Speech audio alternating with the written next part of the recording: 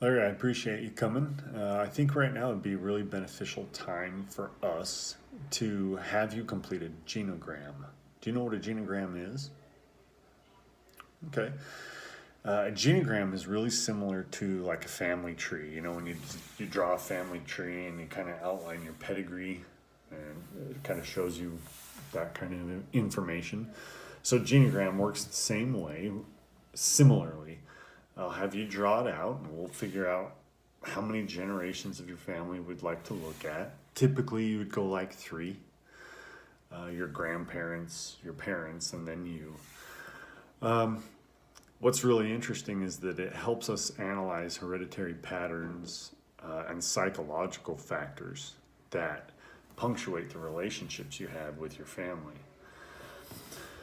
The benefit of this is that it helps us sort of really quickly identify and understand the various patterns in your family history and how that has influenced your current state of mind. It also sort of maps out your relationships and traits that are otherwise missed on pedigree charts.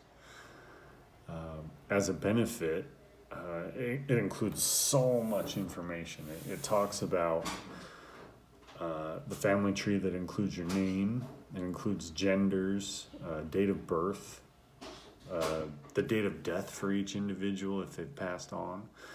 It also helps us talk about such things as education, occupation, life events. If any of them were chronically sick, it covers a whole scope of social behaviors. How did they manage themselves in the world socially? Did they have any mental health issues? I just think it's a really good overall picture for you to understand how mental health and how physical health has impacted your family, your family's relationships with each other, and your family's relationships with the world in general. And it will help us understand the possibility of maybe inherited traits that we can look at to try and overcome and change. And maybe that gives you a different outlook.